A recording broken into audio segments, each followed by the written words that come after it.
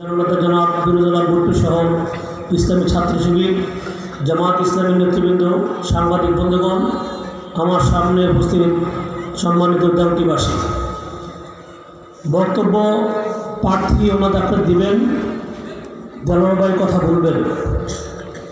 আমি আপনাদের সামনে কয়েকটি বিষয় একটু ইঙ্গিত দিয়ে কথা শেষ করতে চাই। আমরা ছোটকালে শুনছি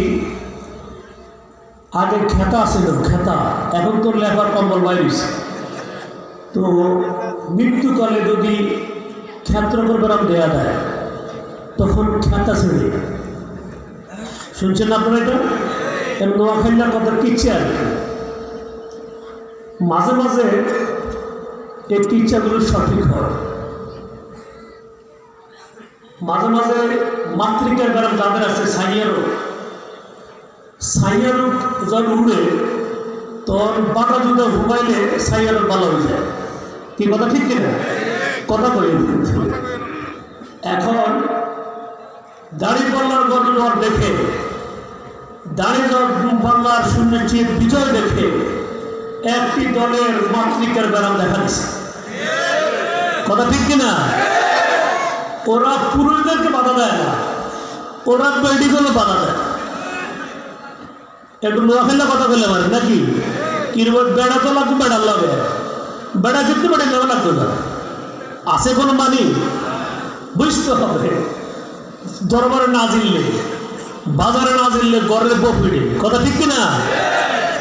অতএব আমি একটু কথা বলতে চাই দেওয়াটিবাসীকে, আপাতত এবছর থাকেন না বিরোধী দলে, দীর্ঘ টাইম তো দেশ চালাইছেন না?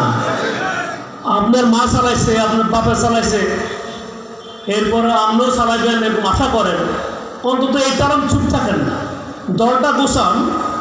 কমিটি নাই, কিছু নাই, আহ্বায়ক কমিটি, সদস্য সচিব, এটা একটা কমিটি হইল কি ভাই? কমিটি হচ্ছে নাকি?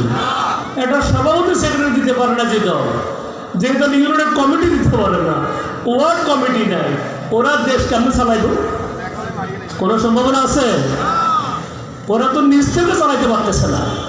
অতএব কথা বেশি নেই, আমাদের মেসেজ অত্যন্ত লাউড অ্যান্ড ক্লিয়ার। আমরা ক্ষমতা আসলে পরে নারী নির্যাতন হবে না। আমরা যে ক্ষমতা আসতে পারি জামাত ইসলামী, নারীরা কাজ করলে 5 ঘন্টা বেতন পাবে 8 ঘন্টার। কারণ এই মহিলারা তার সংসার স্বামী পালতে হয়, চাকরি করতে হয়, চাকরির কারণে তার সংসার দেখা সম্ভব হয় না। এই জন্য আমাদের পক্ষ থেকে ঘোষণা এসেছে, যদি আমরা ক্ষমতা যেতে পারি তাহলে নারীরা কাজ করবে 5 ঘন্টা, বেতন পাবে 8 ঘন্টা।